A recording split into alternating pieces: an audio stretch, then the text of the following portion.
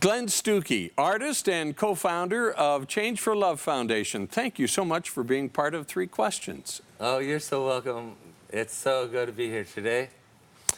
Now, you are such an inspiration to so many people. I mean, here you have a disability and you are going around lifting other people who may or may not have disabilities. What is it that drives you? I think the thing that drives me is that I'm very, very focused around inspiration. Inspiration that began when I was 11 and in a jet ski accident. Yeah, and I woke up from my coma and I didn't know where it was. I didn't know like anything, and I couldn't move and I couldn't talk, and I thought like, what is happening? Yeah, and then I like happened to look at the wall, and there were some pictures there that my uncle painted for me. Yeah, pictures of superheroes. And I thought for a second, superheroes don't belong in a bad dream, so this must be a good dream. Yeah, and that's why I paint superheroes today for kids, because I just want them to like turn the bad dreams that they're experiencing into good dreams. Now, you had a very serious brain injury when you were hit by that jet ski when you were 11 years old. Yeah. Tell us about the accident itself, how it happened, what you remember from it, and tell us about your recovery and how far that recovery has come and how far you anticipate it to go. Okay. So,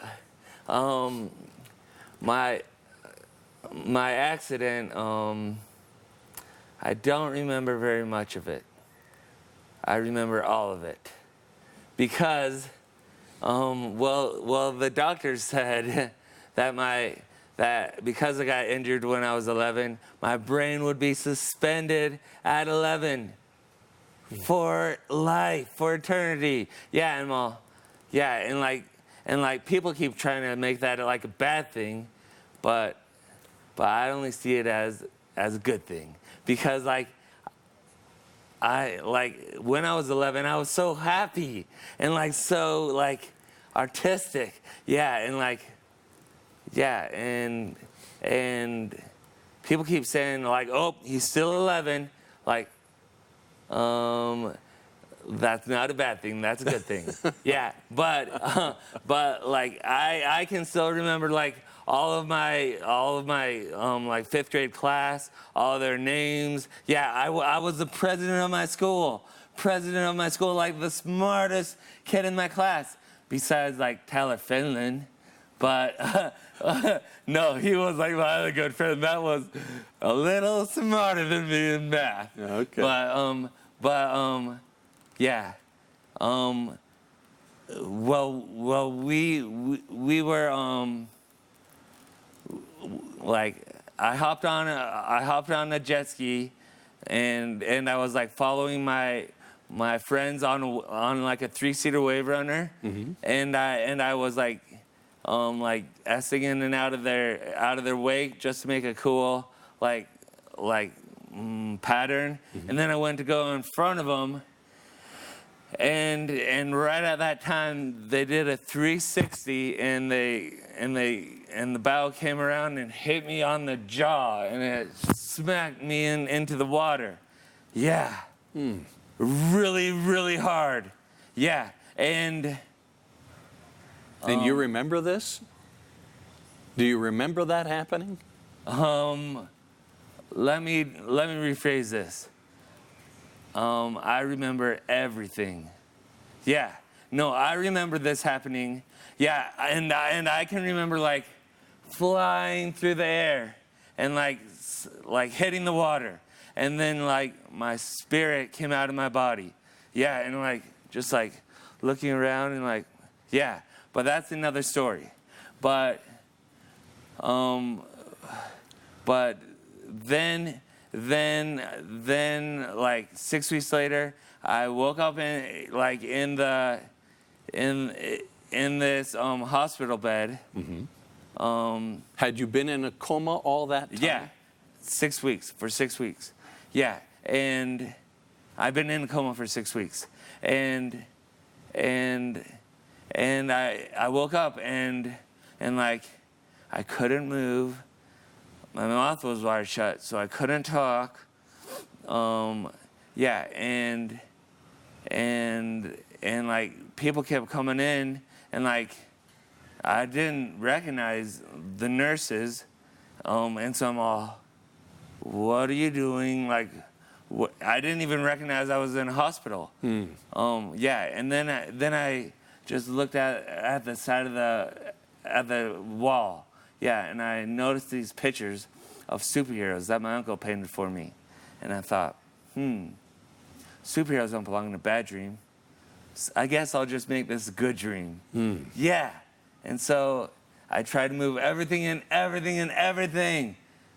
the only thing I could figure out how to move was my smile. I smiled. Yeah. And that has become your superpower, has it That not? has become my superpower. Yeah, and everything worked out for my better. Everything just started like coming together, and I'm all, yeah, like, is this really happening? Like, this must be a dream. This must be a dream. Because like this little smile, it can't change that much, but I guess it is. And like, yeah, just as I smile, it changes even more. Now, tell us about your foundation, because along with that smile that you maintained, you also maintained a sense of helping other people, and you've established the Change for Love Foundation. Tell us what the mission of that foundation is. The mission of Change for Love is to help bring out the superheroes in like people with disabilities and people like without disabilities, and just like people in general, because I know that there is a superhero in all of us. I know it. Yeah, and yeah, it just has to like be brought out. It has to be like, yeah, because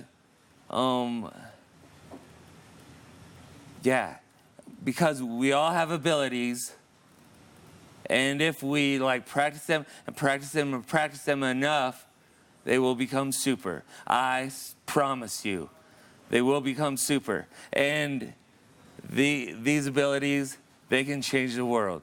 They will change the world. Just a lot like the X-Men. Like the X-Men, they are brought together in this like X-Men mansion, and they learn how to like perfect their abilities so that they can go out and like change the world. And yeah, and like I see like my people with disabilities, they're not just people with disabilities, they're my people. Because I'm a person with a disability, and I associate like so close with them that like I am all of them.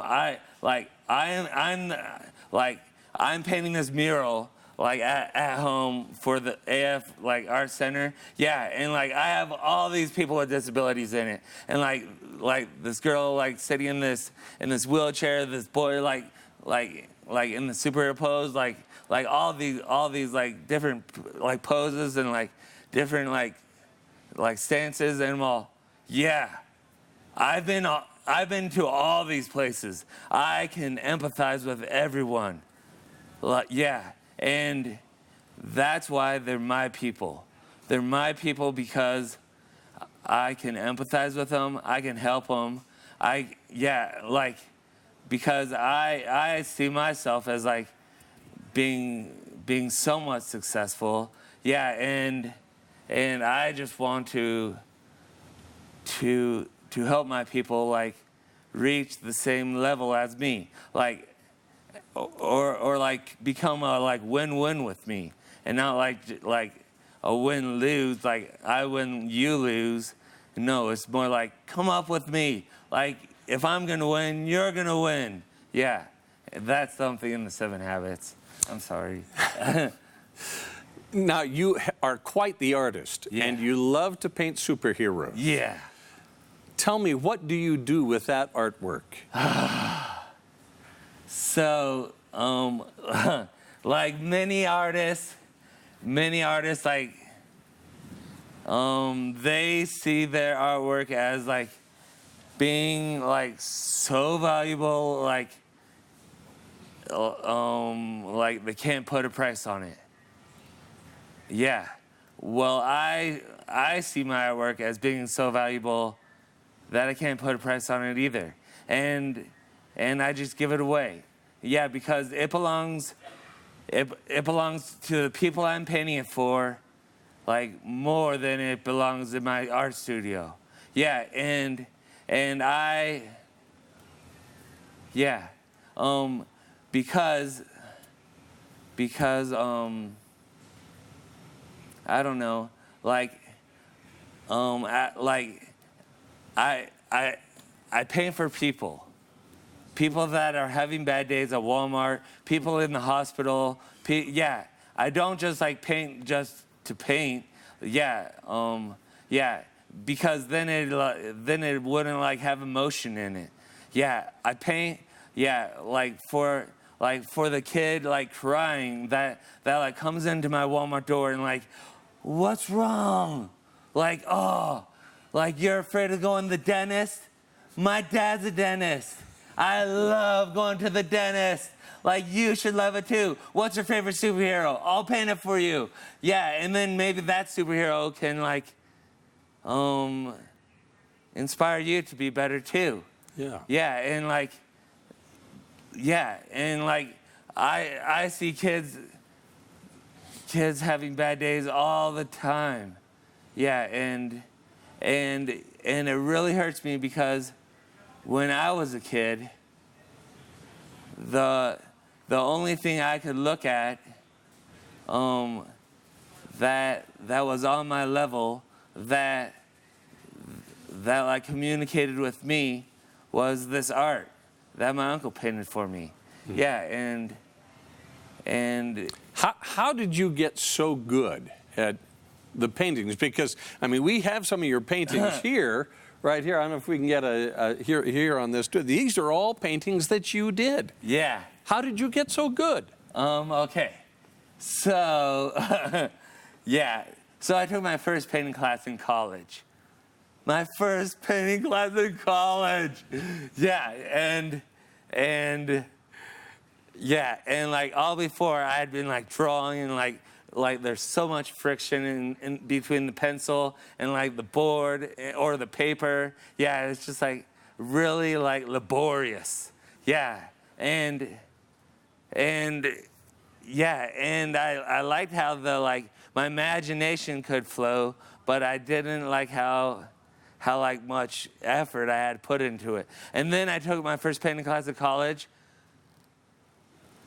And I loved it because it was just like putting like paint on your brush and like fluidly like making like masterpieces. Yeah, and I would. Yeah, and I would set my masterpieces like all like on easels all around the room until it would like encompass the whole room, and like. Yeah, and it would be so crazy. I can tell you love it because you've got the paint all over you still. Yeah, I'm sorry. It's all good. Yeah. It's all good. My mom tells me to take showers, but sometimes I just don't have the time. Yeah. Yeah. Or the inclination. Yeah. But like I was painting and painting and painting, and then my teacher would come in and she said, like, how much time did that take you, Glenn? And I'm all, oh, this? It only took me a half hour. And she's all, a half hour? You are a savant. Yeah. Yeah, and I'm all, oh, a savant? If that gets me an A, I'll be a savant. Okay. Yeah, and like, I didn't know what it meant. Yeah, but then my other, like, head painting professor, he told me that, like, well, no, he told, like, one of my best friends who was his teacher's aide, like, talking about me, he told him that, you know what, see Glenn over there?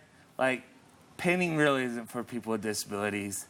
Yeah, like, he's just wasting his time. Yeah, and then that teacher's aide told me, and I'm all, oh, good. It's not for me. Like, that's one less thing I have to worry about. And I dropped out of art school, and I got a job at Walmart. And I started painting for kids that were having bad days, because that made me happy. And I knew that would also make them happy, because they weren't art critics. They weren't going to, like, say, this is crap. They would say, oh, I love this. You are so amazing. Yeah, and Who is your real-life superhero? Who is it that you look up to? Who is your mentor, your favorite person?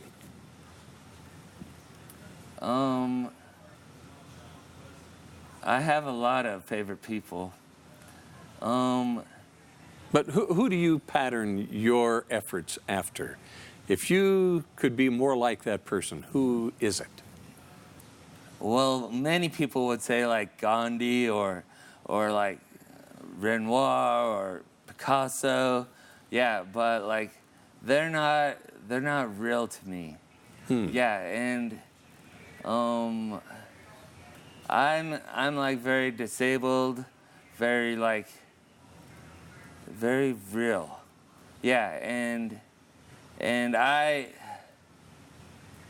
just like I want to be the best. I don't know. It's a very hard question.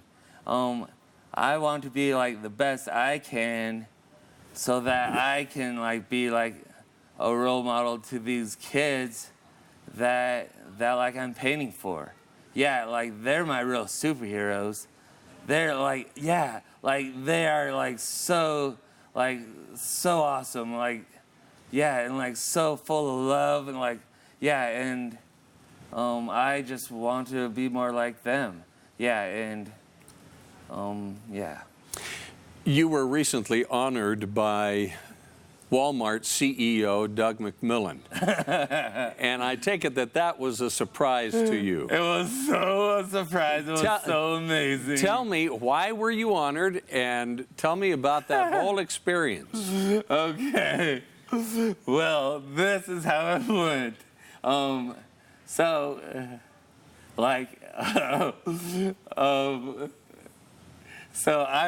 I went to like my personnel manager At Walmart. Yeah, at Walmart. Yeah. And like said, hey, is there a way to get Doug McMillon's phone number?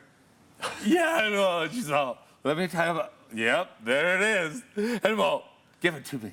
Yeah, and she's all, and like Walmart does anything for me. Yeah, and she just like rattles it off, and I'm all, and I wrote it down in my phone, and I'm all, thank you. Yeah, and I would just like call. You called him up? Yeah. Yeah, no, and his assistant answered and she saw, hello, this is Paula. Yeah, I'm all, Paula? Are you Doug McMillon's assistant? And she said, yeah. Yeah. Yeah, and I just like became best friends with Paula. Yeah, and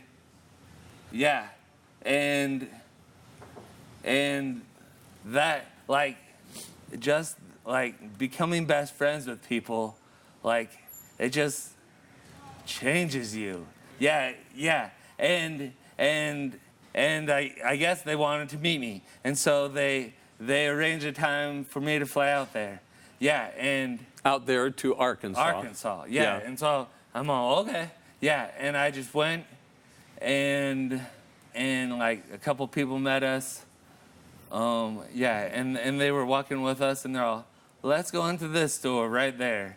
Yeah, and I'm all, okay. Yeah, and like, so we went, and like, there was this guy in this very nice clothes, like sitting there, and I'm all, hey.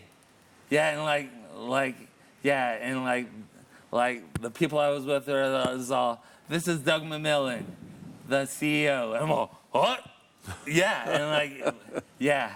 But I had painted him a picture of him wearing a cape. Yeah, and I gave it to him. Yeah, And what was that exchange like? What did he say to you? He was so, yeah, he was just like, no. You got to know Doug McMillon. He is the nicest man I've ever met. He's like Jesus.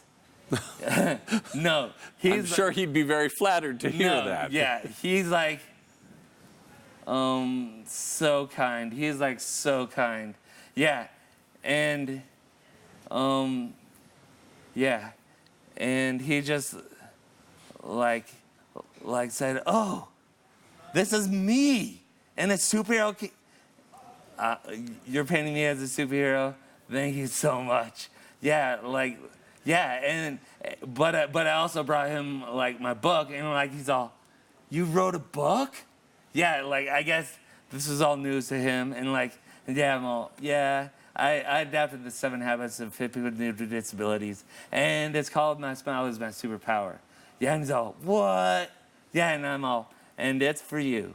Yeah, and they put it in their like Walmart like gifts like penny and dime store. Mm-hmm. Yeah, and it's been like selling off the hook, but so now you're an author as well as an artist. But he brought you up in front of a group of people at one point. I remember seeing the video. Yeah. What happened there? What was that? That was really weird, really weird. So they brought me into the Saturday morning meeting, and there was only one seat, and there was me and my boss. Yeah, and so they let me sit in the seat, and they told my boss, you can go on the overflow. And I'm all, what? Yeah. Yeah, and so my boss went in the overflow, and then like all the people were talking, and it was like it just ended, and then Doug McMillon said, okay, I have met a very special guest, and his name is, a very special friend, his name is Glenn. And I'm all, oh, yeah, and like I'm all, I wasn't prepared for this, but yeah, it made me feel really, really special. Yeah, and so you're a Walmarter for life. Yep. Is my guess. Walmartist. A Walmartist. Walmartist. That's like artist, Walmart combined. It would be understandable if a person in your position was a little pessimistic about the world we live in, about the conditions, and having to face life with a disability. But I take it that you are nothing like that at all. Why is that? Well, being negative really, to me, is like so counterproductive, like against everything. Like why would you be negative? Like there's so many things, like so much like positive in this world that there's like, so like, yeah, we learn about negative and positive space in like art.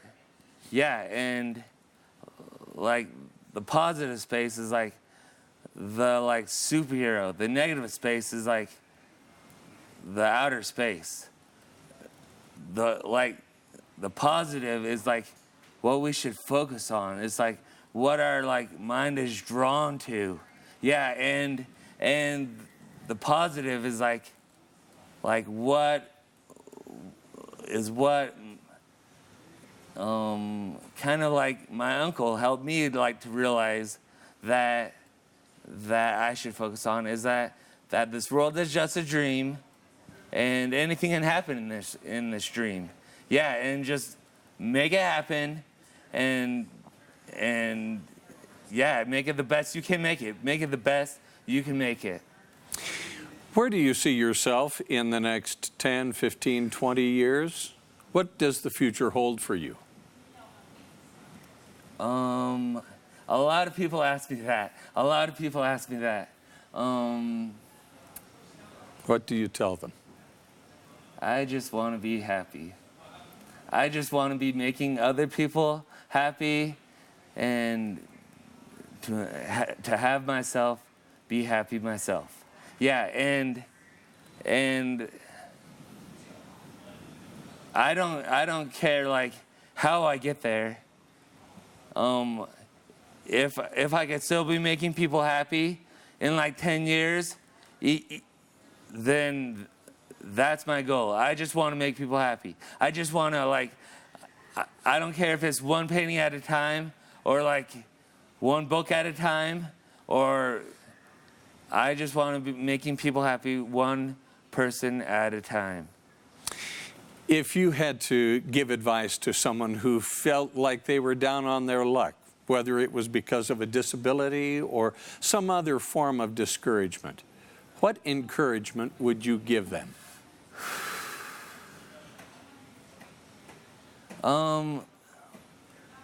We are only disabled as we make ourselves. Like, there are no disabilities. There are no disabilities. There are only abilities. Yeah, that's like the negative and positive like aspect. Like disability is such a negative word. Like it's like taking away my ability. Like, don't tell me I'm disabled. Tell me I'm abled. Like, tell me I'm freaking genius. Yeah, like all these people like telling me like, oh, you're disabled. You can never do this. You never do that. Like, don't tell me that. Like, I want to know what I can do, and then help me see what I can do and let me go, and then I'll show you like what I really can do. Well, Glenn Stucki, artist, co-founder of Change for Love Foundation, thank you so much. Thank you so much. I love you so much, Bob. I love you so much. Thanks for being part of 3 Questions. You're so amazing. Thank you.